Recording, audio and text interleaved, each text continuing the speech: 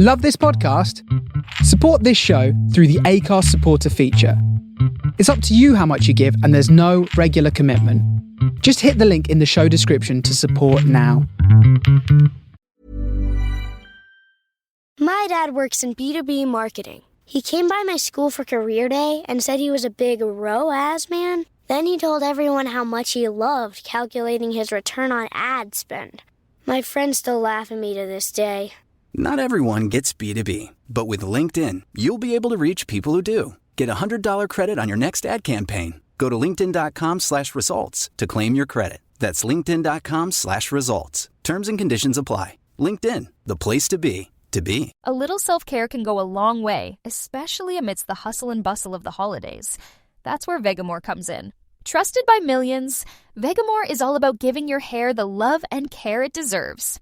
With their vegan and cruelty-free formulas, you can nourish and revitalize your strands while indulging in some much-needed pampering. Because let's face it, who couldn't use a bit more me time this time of year? Go to vegamore.com/ACAST, code ACAST. That's vegamor.com/ACAST, code ACAST. Hey, I'm Ryan Reynolds. Recently, I asked Mint Mobile's legal team if big wireless companies are allowed to raise prices due to inflation. They said yes. And then when I asked if raising prices technically violates those onerous two-year contracts, they said, "What the f*** are you talking about, you insane Hollywood ass?" So to recap, we're cutting the price of Mint Unlimited from $30 a month to just $15 a month. Give it a try at mintmobile.com/switch. $45 upfront payment equivalent to $15 per month. New customers on first 3-month plan only. Taxes and fees extra. Speed slower above 40 gigabytes. See details.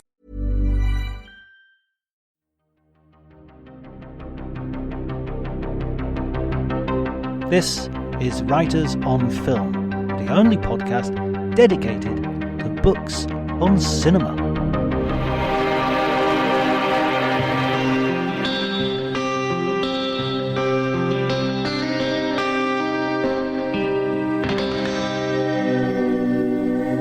Hello everybody and welcome to Writers on Film. My name is John Bleasdale. I am a writer and film critic, and today I have the pleasure of talking to Michael Schulman, the author of Oscar Wars, A Tale of Hollywood in Gold, Sweat and Tears. It is a brilliant history of the Oscars, and it shows you the development of the Motion Picture Academy and how it has changed over the years, how it's developed, how it's become the thing it is today, including explosive incidents, mistakes, slaps, the whole lot.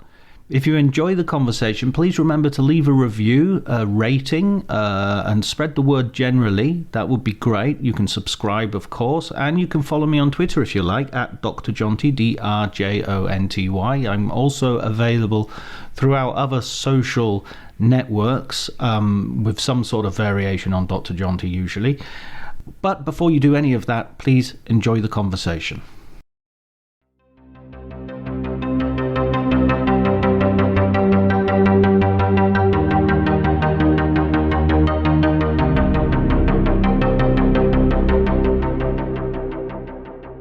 It's coming out in paperback soon, is that right? Yeah, on February 20th. I'm someone who has become not virulently against the Oscars. Wait, have we started, by the way? Yeah. This is it. We don't... Okay, you're okay. Not virulently against the Oscars, but and you know that anything that comes after but is, anything that comes before but is nonsense. But yeah, a little bit disenchanted by the way the whole of the industry has and by that industry, I don't mean movies necessarily, but entertainment journalism has it's become you say it in your book, it's become a cottage industry in and of itself, right? It certainly has. Yeah. I mean, in not just in media, but for PR and marketing people, strategists, there are jobs where people just plan award season and spend the entire year positioning movies. Basically, there's a whole department at Netflix for awards. It's like it is a cottage industry for sure. And in entertainment journalism, there are entire websites and podcasts and whatever else devoted to awards. There's a lot of it. Yeah.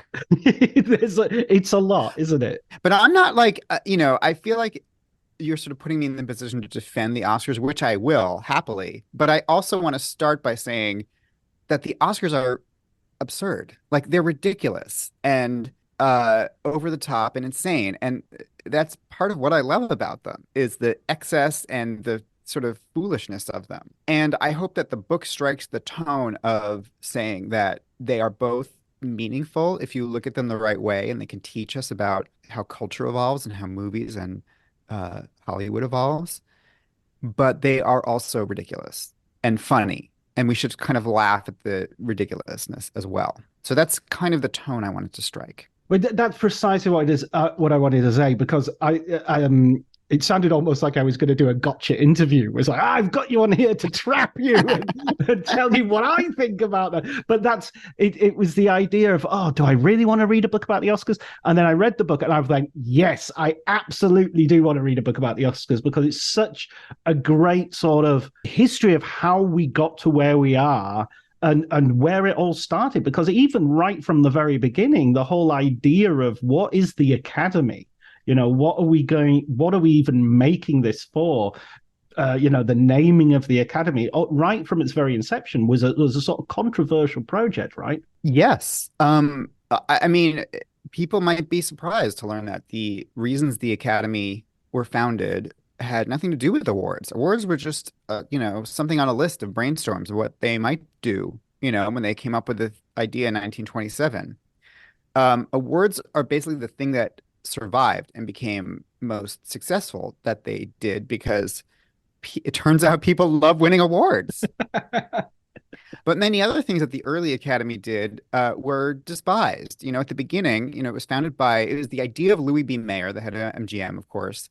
And, their early rhetoric was very utopian. They saw themselves as like the League of Nations for Hollywood. It's very 1920s.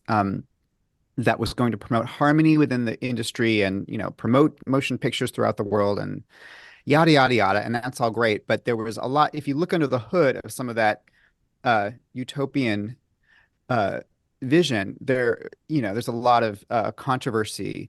For one thing, Hollywood had a terrible image problem, in part because all of the sex, murder, and drug scandals of the early 20s, like, the trials of Fatty Arbuckle and the murder of William Desmond Taylor and all those great, like, Tinseltown scandals. And the threat of government censorship of the movies was on the rise. The conservative religious element of the country saw Hollywood as a cesspool, a den of sin. And sort of the embodiment of, post-World War II libertine mores. And that was a real threat to the industry. And part of what they did was create the Hays Code. But the Academy was part of that idea that let's rebrand and let's call ourselves not a cesspool, but an academy. It's very lofty. The Athenaeum of motion pictures. Exactly. And then the other thing that was going on was the threat of unionization. Like I say threat, it was a threat to people like Louis B. Mayer. What was happening was that, the craftspeople were unionized, but the actors, writers, and directors were not. And there were inklings that might happen, and that the creative professions might form guilds. And that was a threat to the studio heads like Mayer. And so what the early Academy did a lot of was, by harmony, they meant, adjudicating employment disputes and negotiating in contracts. And they were hated by a lot of the rank and file because they were seen as a company union, a sort of tool of the producers to control everyone, which was kind of true. And it actually worked, in the sense that it forestalled the creation of the guilds for several years. Like SAG didn't form until deep in the Depression in 1933. And once that happened, the guilds hated the Academy. They really went to war with the Academy. They would tell the new guilds would tell their members to resign en masse from the Academy. It's either them or us. And they would boycott the Oscars. And it took until the late 30s, when Frank Capra was the head of the Academy. He loved winning Oscars. He loved the Academy, and he saw that they were hated for all these sort of labor this labor role that they had. And so he just said, we're not going to do that anymore. We're going to jettison all that and just keep the awards because everyone seems to like that. And that's sort of how the purpose of the Academy took shape. And it's brilliant going through your book. It's such a, because in a way, the Oscars are like the what's Hitchcock called them, the MacGuffin of the book. That they go through the book and you're learning about that, but you're also really learning a huge history of Hollywood as you go along. And so I would recommend this book to anybody who, as I say, who comes from my position of being slightly miffed by perhaps where we've arrived with the Oscars, and certainly in terms of social media and maybe a bit bigger. You will get a great history of the Oscars, but you will also get a great history of the movies in general from this angle. Capra does, he's a funny guy because he's made some amazing films, but he doesn't come out of it particularly well. Yeah, it's funny you say that. I had a friend who read a draft of the book and he said, my conclusion is that I hate Frank Capra, which surprised me because I think there's a lot to admire about him. And he sort of, his own account from his sort of somewhat fictionalized autobiography, the name of above the title, he talks about how he sort of positioned himself. He was desperate to win an Academy Award, and he according to him, he kept making different movies to try to win an Academy Award almost before anyone else really was paying attention or cared or found the awards that valuable. And then, amazingly, he was an Italian immigrant and sort of pull yourself up by your bootstraps kind of person. And he saw the Academy as the Brahmins and, the establishment that he wanted to crack. And he finally won that Oscar. He won like every Oscar for It Happened One Night. And then he became the president of the Academy right after that. The crazy part is that the Academy was getting attacked by all the guilds. And Capra would not join the Directors Guild. He wasn't really a pro-union kind of person until finally he had a big dispute with Harry Cohn over a movie at Columbia, and then he got really angry at the studio bosses, and so he not only joined the Directors Guild, he became their president as well. So he was the president of the union and the president of the Academy, while the unions were attacking the Academy and threatening to boycott the Academy Awards, where he was emceeing as president. And so he was basically the general of two sides of a war at the same time. It's such an insane story. And yeah, I think you could see it as a kind of opportunism, and he was sort of driven by a lot of self-interest. But I mean, there's like you almost have to admire just like the gumption of it all, the chutzpah. Yes. Absolutely. I do love, going back just a little bit, I do love as well how everybody's arguing about, it's always that great thing of history, that history just arrives to you. You're born into the world and there it is. The Oscars exist as they've always existed. But there's a time when people were saying, should we just give them a scroll, or should we give them some kind of trophy, or and how it's how who named the Oscars, for instance, becomes a huge sort of debate, and it's not resolved. Everybody's competing to say, oh, I named it after my uncle. And right. I mean, I sort of loved noting those little moments along the way when these bits of ceremony fell into place. Just even the drama of opening the envelope. At the beginning they just released. Yeah, at the beginning they just released the winners and runners up to the press, and they were printed in the newspaper.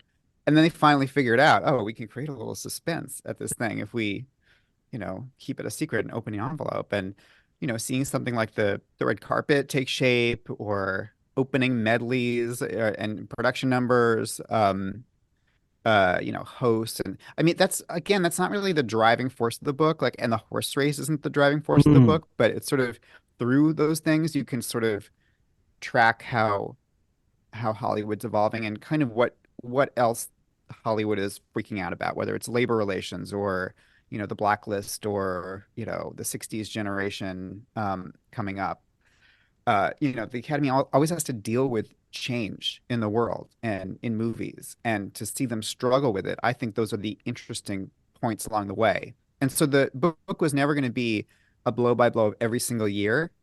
And what won and what lost. I have those books on my shelf here. Most of them predate Wikipedia, so I value them. But I wanted to write a book that was really narrative driven. And so the idea was just to choose about a dozen years to like really delve into, and years that told a larger story about something bigger that was happening. Yeah, I mean, I think that's very no. I mean, I don't. I'm not necessarily. Let's not go through it necessarily chronologically because I find my mind is hopping about here. Because I think one of them really interesting. Let's hop. Let's hop. One of the interesting ones is the way you describe the Miramax fight, because that they, in many ways, Weinstein, Harvey, really institutes the sort of new aggressive going after the Oscars. And I just thought the way you wrote about it was brilliant, because you do this thing of inserting these sort of paragraphs where, and by the way, while he's doing this, he's assaulting this actress in this hotel and he's doing this here. And it interleaves through the story of Miramax trying to win an Oscar for Shakespeare in Love. And it just shows how insidious he is, that this was all going on at the same time. Yeah, I mean, that was very tricky. I had actually started writing the book before the scandal, before the Me Too movement. Obviously, you can't tell the story of the Oscars without Harvey Weinstein, and yet you can't tell the story of Harvey Weinstein without this much more important thing that has happened since, and what of course was happening during. And that story has been told in a lot of really great books, by, Ronan Farrow and, the reporters who broke the story, and She Said.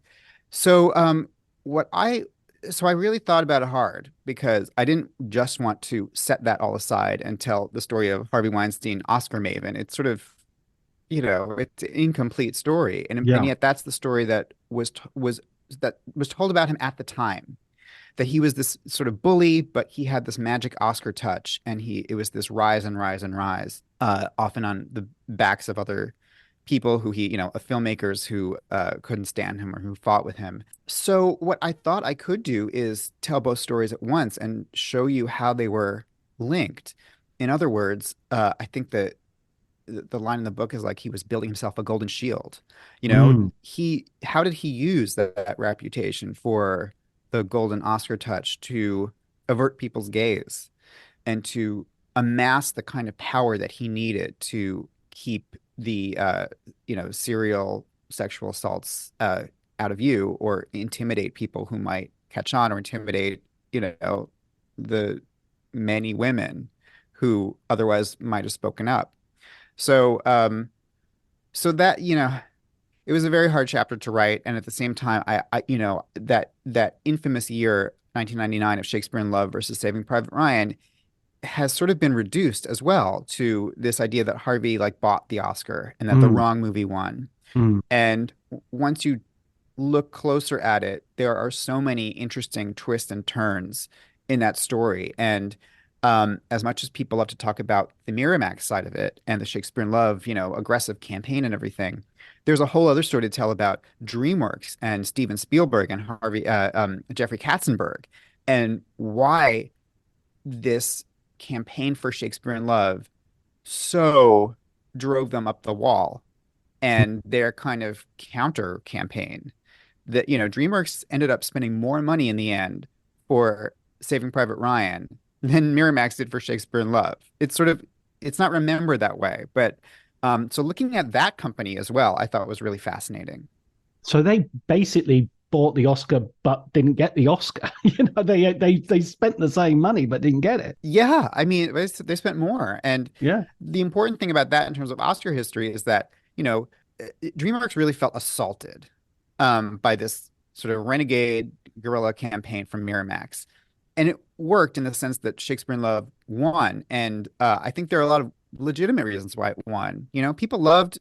Actors love it. It's about actors, in a way, it's a sort of funhouse mirror of Hollywood itself. It has tons of industry jokes. It's light and romantic and, not a bad movie.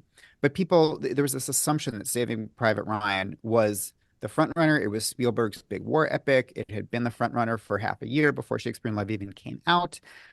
And then there was this business about how, was Harvey negative campaigning? And I sort of I had been hearing different versions of this, and I actually found the person in the middle, the journalist who had heard Harvey tell her, "Oh, you should write XYZ about Saving Private Ryan, that it's only good in the first 25 minutes during this D-Day sequence, and then it just becomes a standard World War II movie."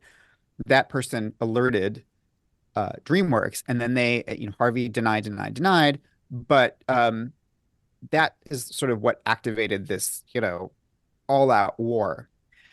And anyway, because it worked and because Shakespeare in Love won, DreamWorks basically said, we're not going to let this happen again. And the next year, they took what was being called the Weinstein playbook, and they did it double. They spent more money and they hired more consultants, and they won for American Beauty. And then they did it again the next year and invented more things for Gladiator. They had started having talkbacks, like, at special screenings. How many times, this is just a staple of Oscar season now, but it was a way to out Weinstein, and it worked. And then you get this just arms race of campaigning, and suddenly every studio needs a SWAT team of strategists and a huge budget, and it's talkbacks that go on for months. And that's how it got bloated. And I mean, my thing with Saving Private Ryan is it wasn't even the best Second World War movie that year. I mean, I think The Thin Red Line should have won.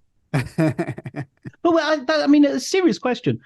What happens with that kind of film? A film that probably doesn't have much chance, doesn't have much. The director is not going to show up for a Q&A. He's not going to do the red carpet. He's not going to even turn up to the Oscars. So what does Fox do with The Thin Red Line when it gets nominated? Not only that, but there were 2 Elizabethan movies that year, because there was also Elizabeth. Of course, yeah, Kate Blanchett. And film. I think one of the more suspect wins was in Best Actress, when Gwyneth Paltrow beat Kate Blanchett playing Elizabeth. Oh my God, I forgot about that. But then also Judi Dench won Best Supporting Actress for her 8 minutes on screen as Queen Elizabeth. So there were a lot of Elizabeths. There was a lot of World War II. Life is Beautiful was another Miramax movie that year, which is also a World War II movie. Yeah, it was kind of a strange year where everything was either World War II or Queen Elizabeth. Doubled. What was that year that they had Frost Nixon and they brought out all the actors to read out? And Anthony Hopkins was on stage and a whole bunch of others. I think it was Michael Douglas.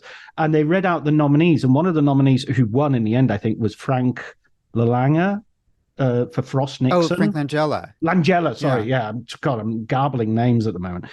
Frank Langella and whoever was reading the sort of the little bio of him said Frost Nixon, in which Frank Langella does such a brilliant portrayal of Nixon. Nobody else could ever do it. And I'm just thinking, wait a minute, Anthony Hopkins is stood right next to you. It's right there. It's right there, man. What do you think?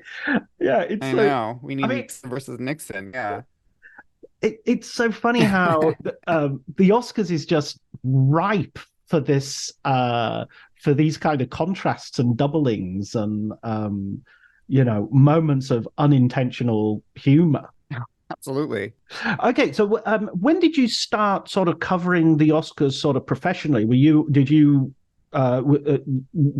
attend them? You've attended them in the past. When did you start attending sort of the Oscars as in person? Yeah, so I'm a staff writer at The New Yorker, and I used to run the office Oscar pool, and that kind of grew into me covering the Oscars for the New Yorker website. And the New Yorker is not a place where a ton of people are into the Oscars. I'm kind of I'm a little bit lonely there. We're a few floors away from Vanity Fair, where everyone is obsessed with the Oscars, and I'm the only person at the New Yorker who's like, the Oscars are happening. And what happened was, the year of Oscars So White, 2016, I pitched a story, and I said we should really do a long story about the Academy and how they are grappling with this racial reckoning. And at the time, the president of the Academy was Cheryl Boone Isaacs, who was their first Black president. And of course, this was at the end of the Obama era. So, there had been a lot of attention paid to sort of, Black leadership. and she was overseeing this initiative to diversify the membership in all sorts of ways, racially, by gender, age, international, and it was getting a ton of pushback and sort of turning into its own little culture war. And so I went out to LA and met with Cheryl Boone Isaacs and went to the Academy headquarters and wrote a kind of long piece for the New Yorker about what the Academy, this controversy over how the Academy was diversifying, and this was, of course, against the backdrop of the Trump 2016 election. So that came out like right before the Oscars. Then I went to the Oscars for the first time to cover them that year. I was sitting in the press room, and at the end of the night, this is 2017 now, they opened the envelope for Best Picture, and it's La La Land. But then it's not La La Land, it's Moonlight. And I just still remember the scream of, the press room, everyone collectively screaming like, oh my God, something's actually happening. We're not used to this, It's not just the ceremony and pomp and circumstance and the gushing, award acceptance speeches. Like there's actually a kind of mystery to solve. It was like a whodunit. And so I covered that evening, and it just, to me, felt like I had witnessed this sort of epic story of Hollywood during this period of time, not only going through having gone through this year of racial reckoning, then having this sort of insane Hollywood surprise twist ending where Moonlight wins in the most nutty circumstances. And it was like this, to me, it just looked like, like a movie. It was like a movie. And that's sort of where I got the idea for the book, because I was like, I could encapsulate this year in which a lot happened. And then there are other years that sort of also had a kind of war of ideas or war of, different elements of the culture or politics. For instance, in 1970, Gregory Peck was the president of the Academy. And I learned through doing this New Yorker piece that he had also done this kind of initiative to update the membership by bringing in younger people and, demoting older people who hadn't worked in 7 years. And that had been very controversial. And he had gotten like hate mail from Academy members that are still in his files at the Academy library. And so I kind of built a chapter around that too. And the Peck purge, you could call it, was actually one of the precedents that Cheryl Boone Isaacs pointed to when she was, doing this in 2017 or 2016, saying like, look, Gregory Peck saw that, the end of the 60s or beginning of the 70s was a time when the Academy had to move with the times and bring in new people and stay relevant. Surely he should have issued a pecking order. I had that locked and loaded already. Oh gosh. I'm sorry. I apologize, Michael. I'm so sorry. I'm gonna go over to Vanity Fair now. I'm sure they'd appreciate that.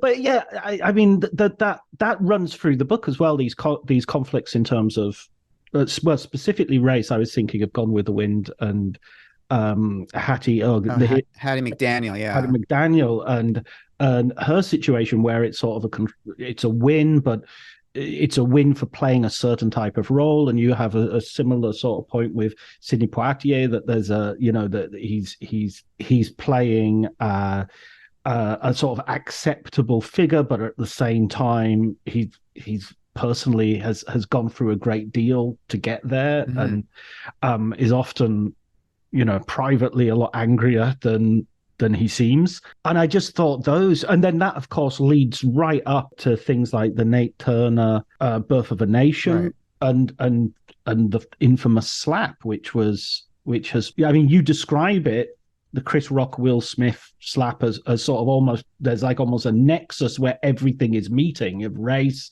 aggression, violence, sexuality, jealousy, that all these things, public, private, are all exploding in the same place. And in that sense, I came out of the book with much more of a respect for the Oscars as a sort of cultural event.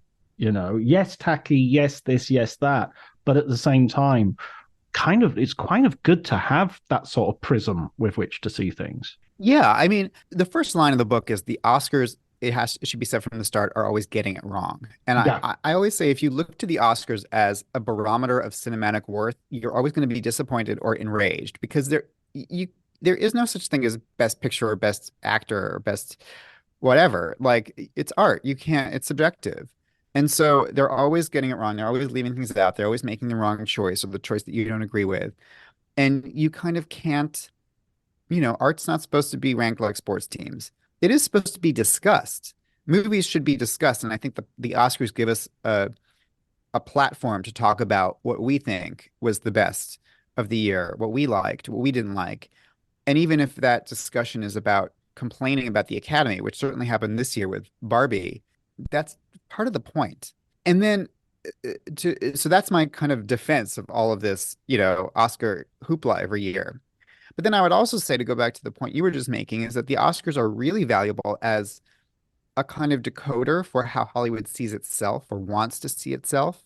So, for instance, to take that moment of Sidney Poitier being the first Black man to win Best Actor in 1964 for Lilies of the Field, which is a very kind of small, kind of random movie for him to win for.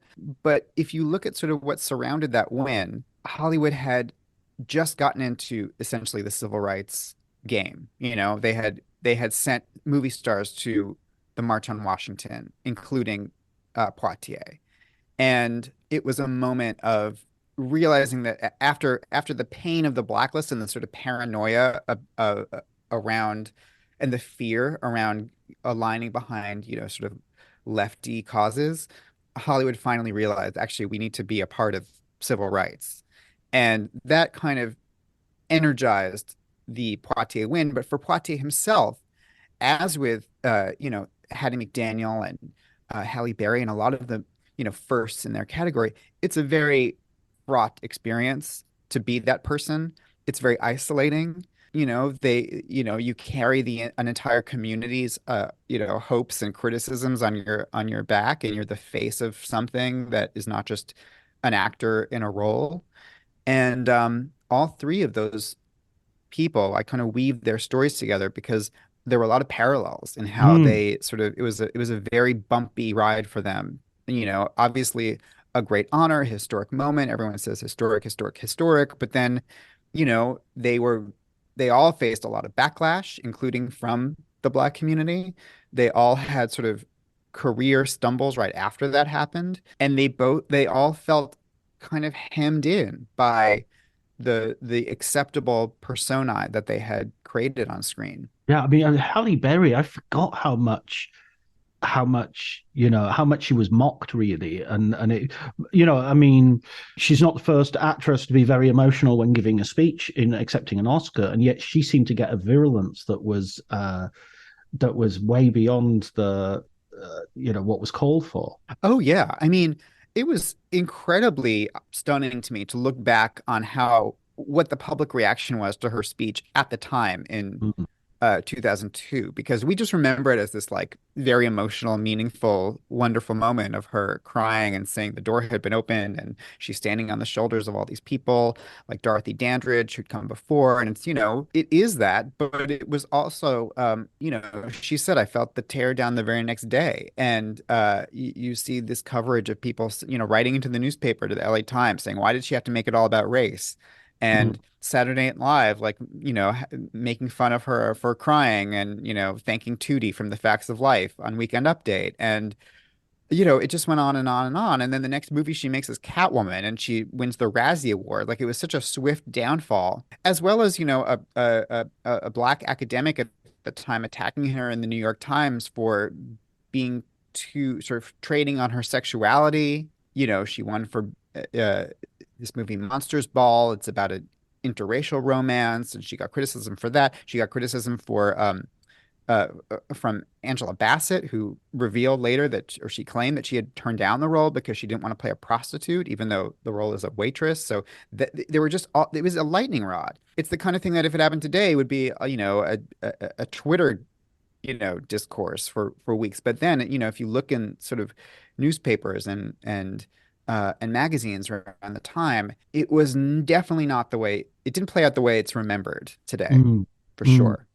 And I wanted to explore that, the kind of messiness of it. I mean, do you feel so goes the Oscars, so goes America, in the sense that there seem to be so many parallels, like when money enters the game in a huge way, it's like money entering political campaigns in a huge way. When, when you have these flashpoints of, don't play the race card, I'm using air quotes here on a podcast, so that's great.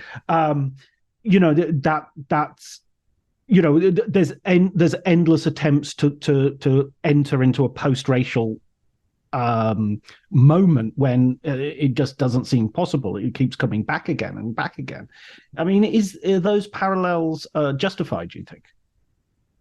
Absolutely. I mean, that was, I would say, like a major way I thought about the book is that, how are the Oscars yoked to American history and major moments? I mean, and it's not just dropping in, and then Nixon resigned at the same time. It's like, Nixon resigned, and then we got, One Flew Over the Cuckoo's Nest about sort of a corrupt authority figure, and Jaws, which also has a corrupt mayor who looks a lot like Richard Nixon.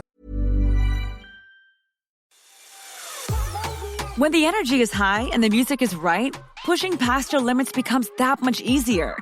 Take a reggaeton run or strength class on the Peloton tread, and you'll quickly see why these are the workouts you've been searching for. Every day brings new challenges from expert coaches who train and speak the same language as you do. Level up your workouts with Peloton Tread. Find your push, find your power. Peloton. Visit onepeloton.com.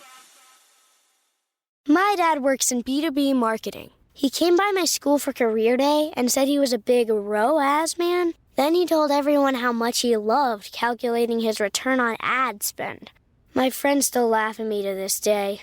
Not everyone gets B2B, but with LinkedIn, you'll be able to reach people who do. Get a $100 credit on your next ad campaign. Go to linkedin.com/results to claim your credit. That's linkedin.com/results. Terms and conditions apply. LinkedIn, the place to be, to be. And we get Nashville, also about in which there's like a corrupt presidential candidate and a political assassination, and A Dog Day Afternoon, which is also kind of like that has that sort of jaundiced 70s vibe. Like those were the Best Picture nominees in 1976, and so I sort of look at that race and just how the mood of the country was reflected in these movies. Or the 1942 Oscars, which happened 2.5 months after Pearl Harbor. And it's not just, Pearl Harbor happened. Actually, Pearl Harbor and America entering World War II completely realigned the movie industry. The movie industry had been very timid about tackling, the rise of Hitler and the war in Europe as it was then. And then suddenly, arm in arm with the US government, it became a machine for pumping out patriotic war movies. And so those Oscars, are really fascinating to sort of crack open and look through that lens. I mean, Wendell Willkie gave a speech at that ceremony, sort of cheering on the war effort. And Gary Cooper won Best Actor for this movie Sergeant York, which was essentially like a army recruitment tool. So, I mean, I absolutely think these sort of signpost major events in American history, they changed the mood of the country, they changed the mood of Hollywood and the Academy voters, and they sort of serve as a meaningful backdrop for what happens in the horse race. And so it's not, again, as you said, the horse race is like the MacGuffin, the Hitchcock term for like the plot device.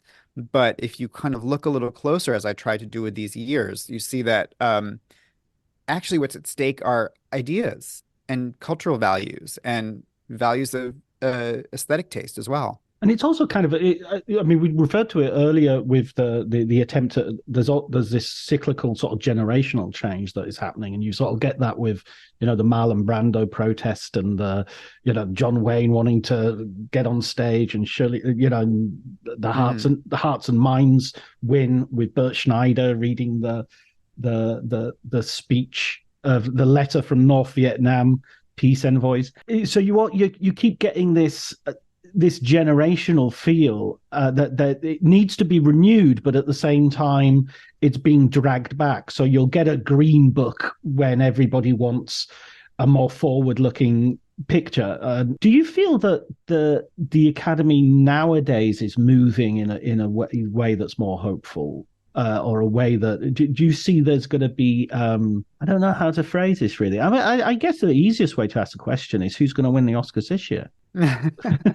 Because in a way, yeah. Sorry, no, go ahead without me. I'm not gonna. Well, right now it's looking like Oppenheimer, but like okay, there's a couple things I would say about that. I would say that since the Oscars So White year, the Academy has been very much paying attention to inclusion and diversity, which is, of course, a huge issue in the country at large, and sort of is a something that basically every institution is looking at and being criticized for.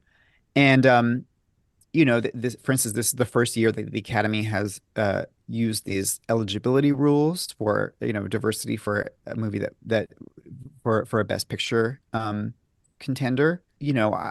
The winners have been. I'd say if you look over the past 5 years, it's been a really interesting period for what Best Pictures look like. I mean, Parasite, Moonlight, Everything Everywhere All at Once. These are certainly not Green Books or Driving Miss Daisies or whatever. Nomadland. Yeah, Nomadland. I think maybe this year is a more conventional year in the sense that there are more big budget studio hits like Oppenheimer and Barbie, of course, that are major Oscar contenders. But I certainly think that, Parasite, which was the first non-English language film to win Best Picture, that was possible because the Academy became much more international in its voting membership. Fellini never got nominated for Best Picture, so there was a kind of xenophobia for many, many decades. Moonlight winning was, I think, a gigantic deal. And to me, it echoed 1970 when Midnight Cowboy won. It was like the arrival of a new kind of movie that could win Best Picture that had been inconceivable before that a movie like that could not just be made, but win. So, yeah. And then, yes, it is often 2 steps forward, 3 steps back, and you get a sort of more conservative, boring kind of win, or conventional, I should say boring, but like a movie that, kind of fits the mold. But I think what's exciting is seeing those like moments of those wins that kind of energize you, that have this like spiciness, because you're like, ooh, that's an interesting choice. Like that is not what you would expect a Best Picture winner to be. And yet it is. And now we live in the world where Moonlight and Parasite have won Best Picture, and a sort of kung fu fantasy, multiverse, family drama about, an immigrant laundromat owner is a Best Picture. So, yeah, I mean, I think that's really exciting to watch. I think sometimes those pictures, those wins, it almost feels like the Oscars need Parasite more than Parasite needs the Oscars. I mean, I'm sure Parasite was very happy to get the Oscars, and it opens up a whole new audience and a whole new and a re-release and what have you.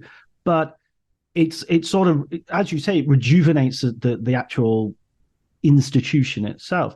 One of the things which is really funny in the book and really interesting is the idea as well of the ceremony, and especially sort of the who's going to host the ceremony, how they're going to host it.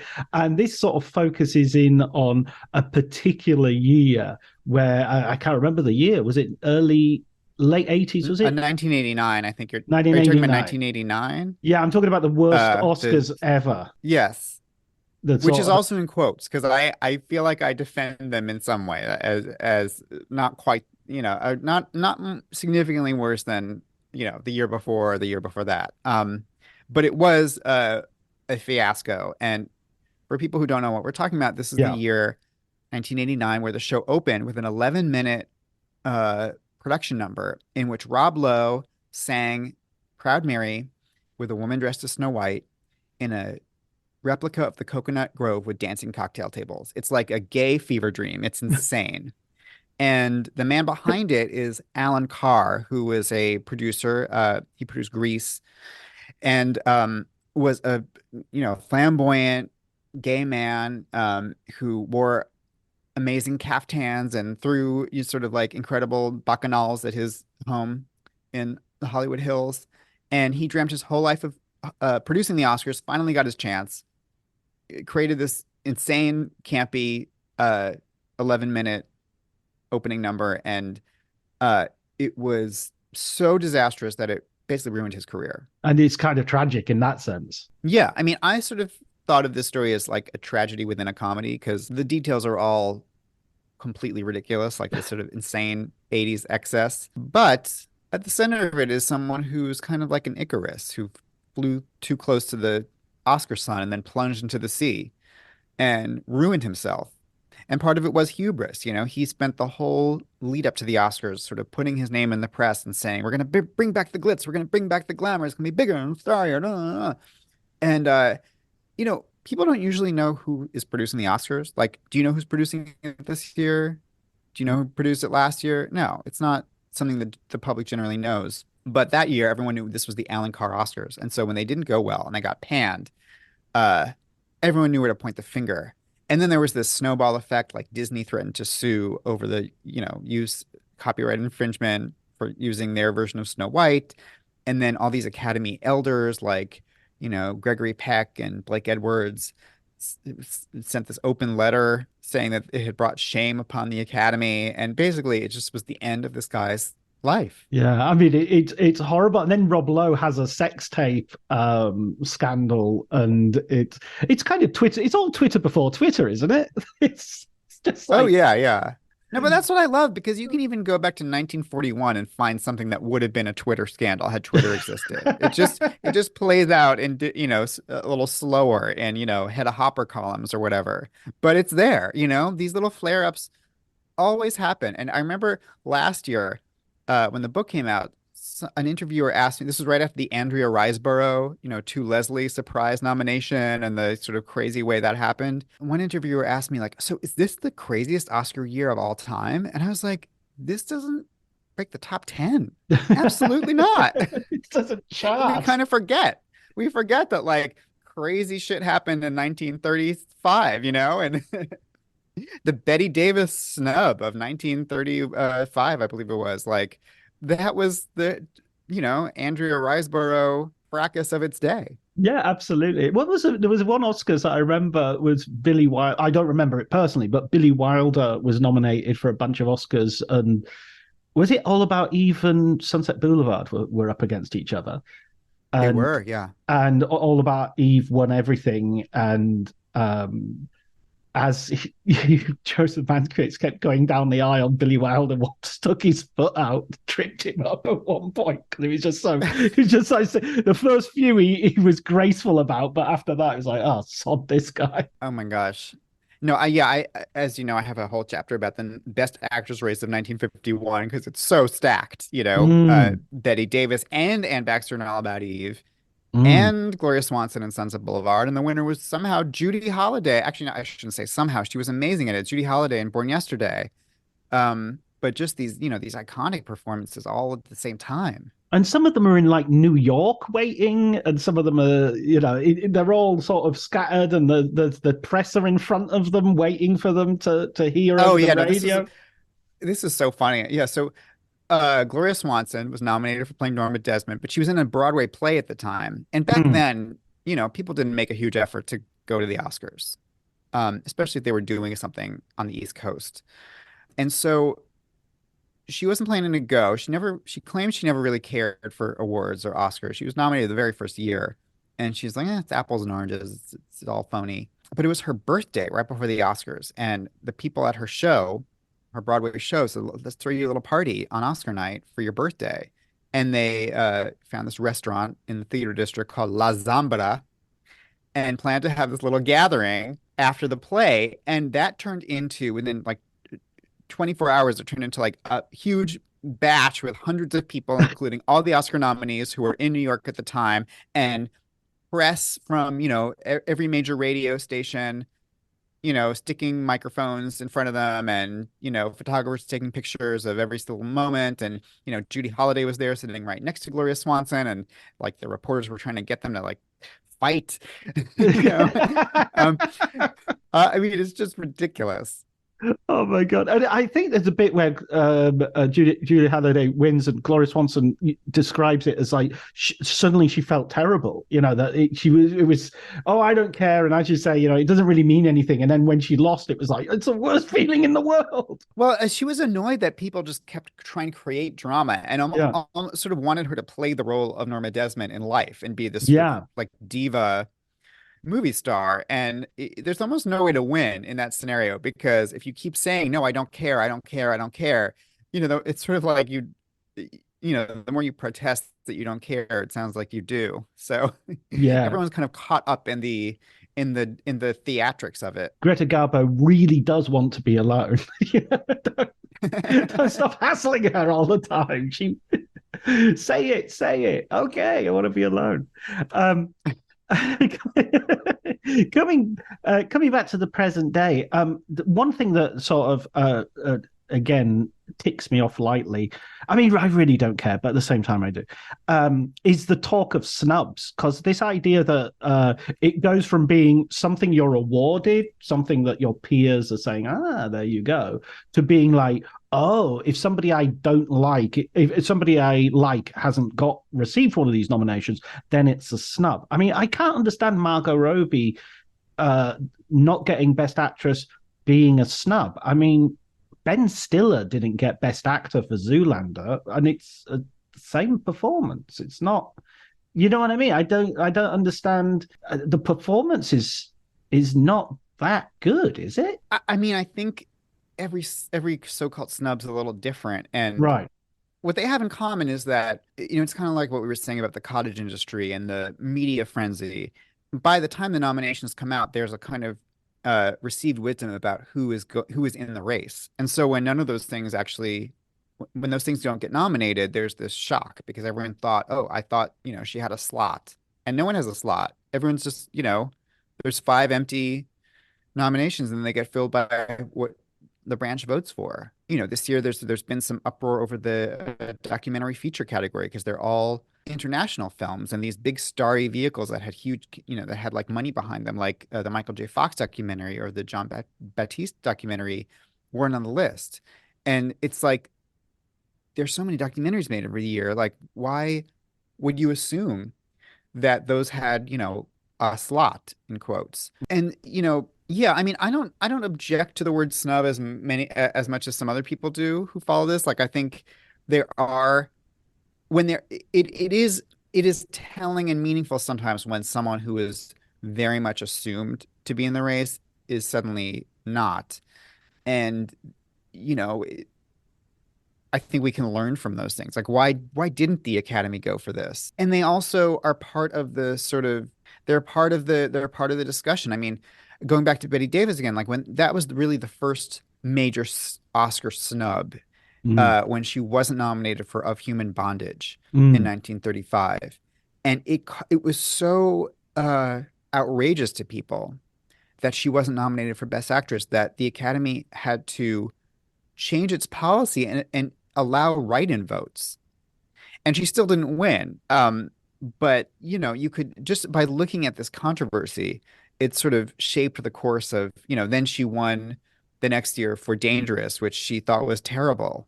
And she writes in her wonderful memoir, The Lonely Life, how, she thought Katharine Hepburn deserved it for Alice Adams, but she was winning for the previous year as a kind of consolation prize. And the next year, someone else, Katharine Hepburn will win the Oscar that someone else should be getting.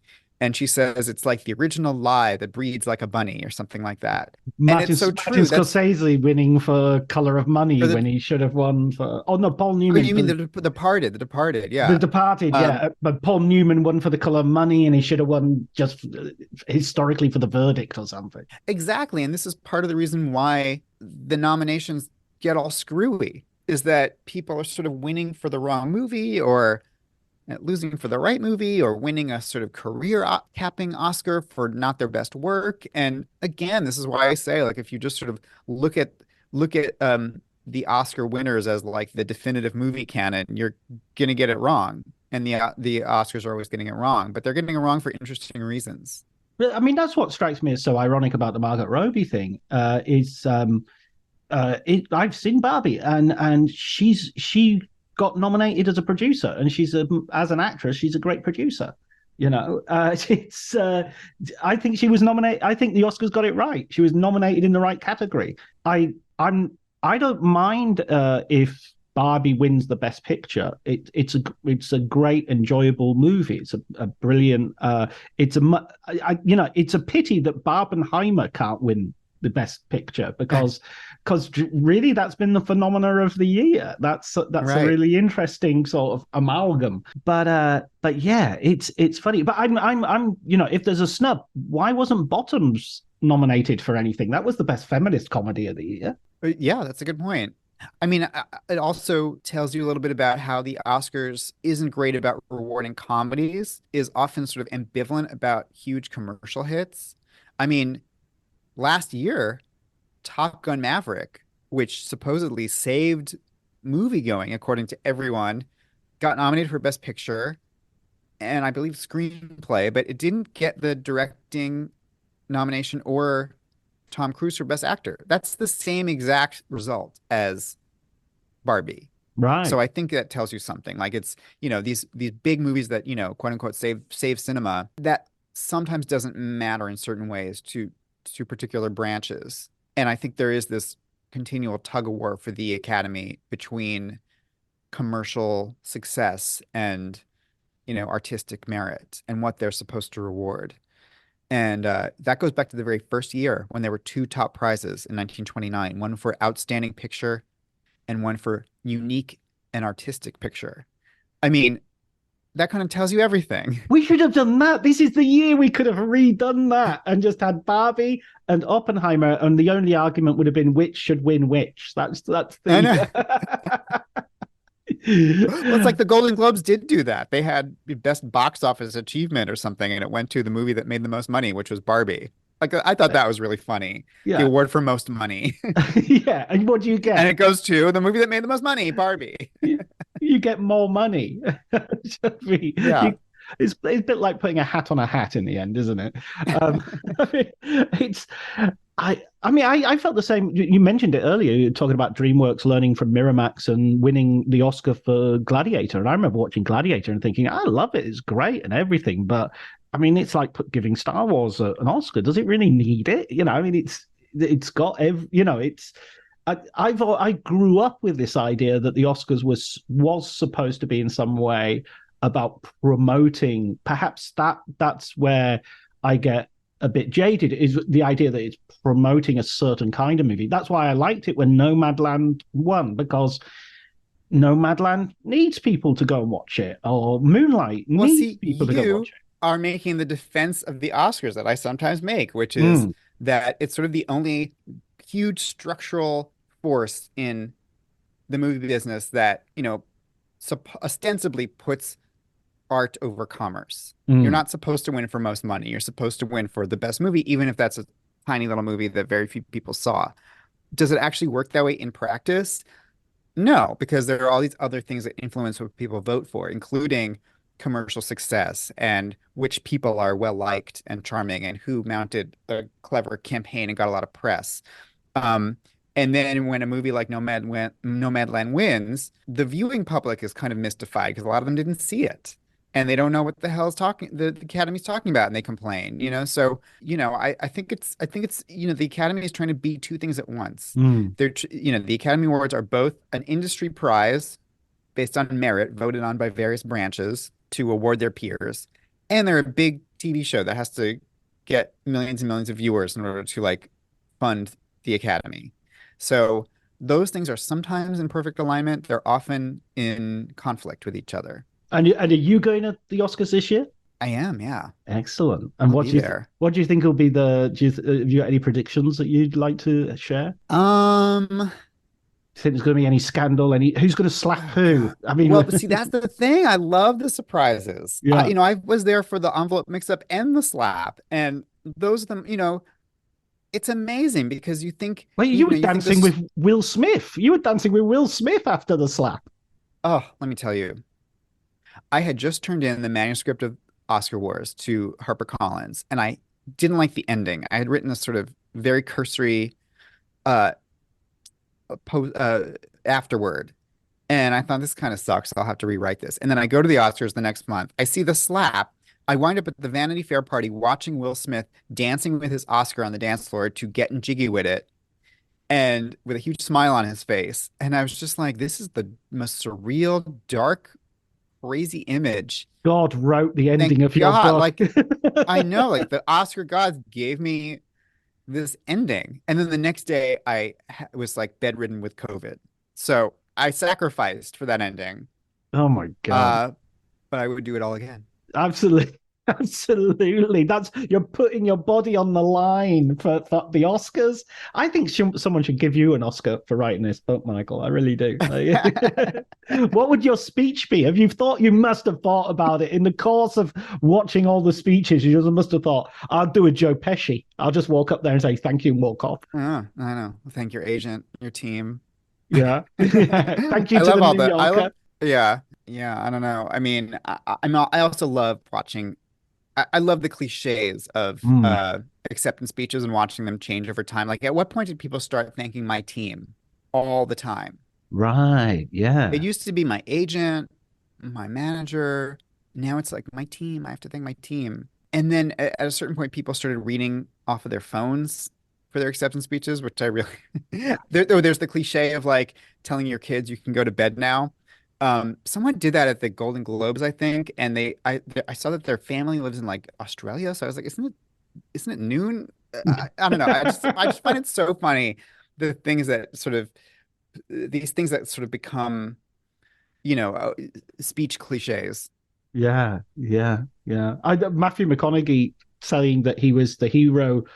His hero was him in 20 years or him in 5 years. And then another hero is in it. That is an incredible speech. And he's like a revival preacher in that. He says like his hero is always him 10 years in the future. So he's always chasing like his future self. I'm like, it's like the founding text of a religion or something. I would one that I'm ashamed to say I would join in a heartbeat. Matthew McConaughey. Say what you like, but always say it from the back of your throat, man. It's an amazing gift you have. I'll buy your Lincoln. Final question, Michael.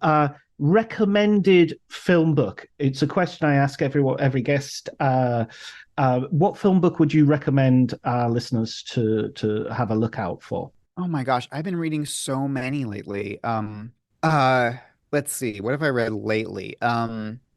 This new book, Burn It Down by Maureen Ryan, which is really about the abuses in the underbelly of the industry and sort of how it should be reformed. It's a really powerful book by Maureen Ryan. I just recently read for the first time What Makes Sammy Run, the classic 1941 novel by B.B. Schulberg about a sort of Hollywood climber, this sort of a Sammy Glick. That's a really fun read for anyone who I've never read their hands on it. I've never read that, it's but so good. It comes up all the time, so I should really get my hands on it. Yeah, I mean, I love memoirs. I love great celebrity memoirs. Like I mentioned, Betty Davis, The Lonely Life it's so good. It's so good. Gloria Swanson's. I'm just naming some books I read for my research, but Gloria Swanson's autobiography, Swanson on Swanson, is like, it's not even mostly about Sunset Boulevard. There's so much detail about her career in the silent era, and it's so richly detailed and done. And there's a crazy Vanity Fair story about sort of the writing of the book. Sidney Poitier's first memoir, This Life, is really so dishy. And then the book I'm just reading now is another kind of modern classic, which is You'll Never Eat Lunch in This Town Again by Julia Phillips, the sort of tell-all memoir that just is, I mean, I love a tell-all, and she really just lets it loose. So, it opens at the Academy Awards in 1974 when she was a producer of what was it, The Sting, and she watches The Streaker, and she just talks about how much cocaine she had throughout the night. I read that, but the first 20 pages, I'm like, oh, sold. I mean, actually, can I just add this as a question? The reality of being there is, I mean, it's a little bit like, I mean, I go to Cannes, I go to Venice, I go to places where, they're very glamorous and all the rest of it. So, but I always wonder about the Oscars. What's it actually like to be in a theater? And is it the long queues for the toilet? Is it easy to be there? Or First of all, people may not realize, but the Oscars are at a mall. Right. Yes. Yeah. You're absolutely. at a mall. And so you're going up like escalators, and behind every, wafting golden curtain is like a hot topic. So it's all you see the kind of smoke and mirrors of Hollywood glamour. You're like, you look one way and there is Lady Gaga. The other way, you see like a Sephora. 50% really off. Weird. Yeah. So I continually find that one year, because I'm such a New Yorker, I think you can walk everywhere.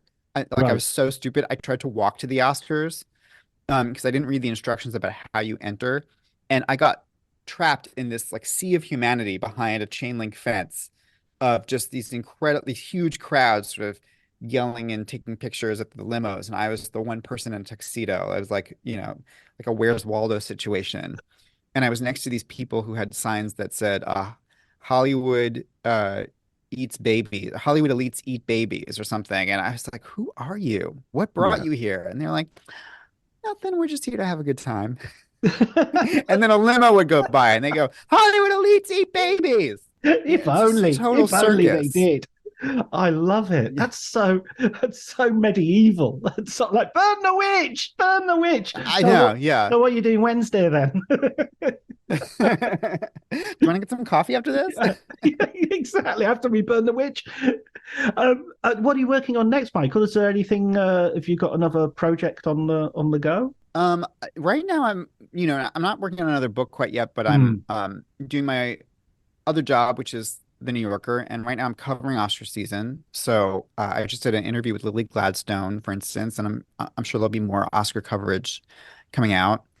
And she's going to be in the slot, isn't she? She's got to be the one to beat, I think. I think so. I mean, part of me, the conventional wisdom is that it's Lily Gladstone versus Emma Stone.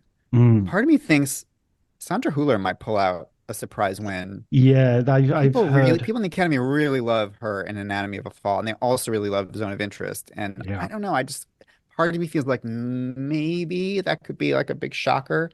But, obviously Lily Gladstone's great, and that would be a very exciting win as well.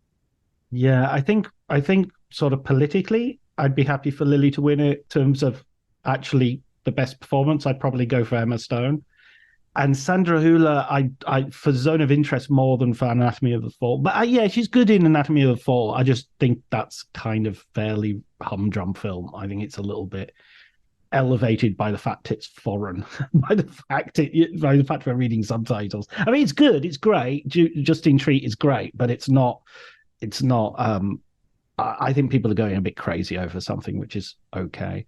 I mean, Zone of Interest. That's the one that I feel almost is too good for the Oscars. I kind of think I don't want that to be in the conversation at all. It's just like, no, get your dirty, glittery fingers off that masterpiece. I don't even want it. Yeah, I don't even want it. That would actually demean the film. It doesn't need an Oscar. It doesn't want an Oscar. Leave it alone. But at the same time, how amazing is that movie is in Best Picture and Best Director? Yeah. I mean, that's crazy. Oh, I think it's the best going film. For that. I think it's the best film. I think Oppenheimer's really good, but I think it's the best film by a country mile. I was at an event last night with Academy members, and I of course was asking them like, what did you like? What are you going to vote for? And this actress who shall remain nameless was like, oh, that Nazis in the Backyard movie. The Nazis in the Backyard movie. Okay, tell us who that was. Tell us now. Tell me now who that was. 3, 2, 1, you're back in the room. Well, thank you for telling us that. Oh wow, that's the Nazis in the Backyard. How to sum up a movie? Yeah, that's like Samuel Beckett's Waiting for Godot. Nothing happens twice. That'll be in the title of my next book, Nazis in the Backyard. Excellent. Well, Michael, thank you so much for the book. I really enjoyed it, and that's coming from someone who was initially an Oscar skeptic, but highly recommend it for all my listeners. And thanks for talking to me. Well, this has been a pleasure. Thanks for having me on.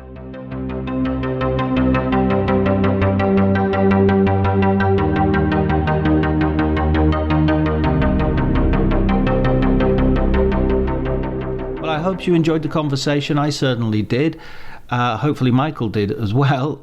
If you wish, you can also listen to the sister podcast, Cinema Italia, which is a exploration celebration of Italian cinema, available where all podcasts are. And we also have a serial called Connery, which is a novel read by Kairos and written by myself, a speculative fiction about a young man who meets Sean Connery and whose life is never quite the same. So both of those available wherever you get your podcasts.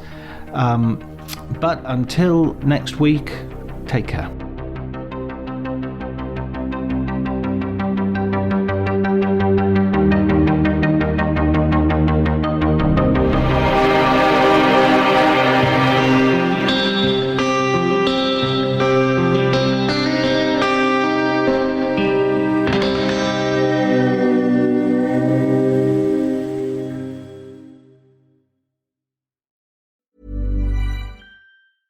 As the days get shorter and the nights chillier, it's tough to keep up your fall workout routine. Thankfully, there's Alo Moves, the app that brings workouts and wellness to the comfort of your home.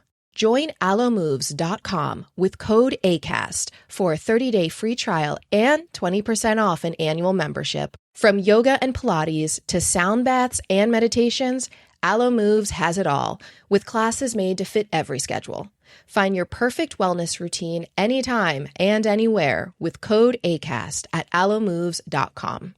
1-800-Flowers.com knows that a gift is never just a gift. A gift is an expression of everything you feel and helps build more meaningful relationships. 1-800-Flowers takes the pressure off by helping you navigate life's important moments by making it simple to find the perfect gift. From flowers and cookies to cake and chocolate, 1-800-Flowers helps guide you in finding the right gift to say how you feel. To learn more, visit 1-800-Flowers.com/ACAST. That's 1-800-Flowers.com/ACAST. My dad works in B2B marketing. He came by my school for career day and said he was a big ROAS man. Then he told everyone how much he loved calculating his return on ad spend. My friends still laugh at me to this day. Not everyone gets B2B, but with LinkedIn, you'll be able to reach people who do. Get a $100 credit on your next ad campaign. Go to linkedin.com/results to claim your credit. That's linkedin.com/results. Terms and conditions apply. LinkedIn, the place to be, to be.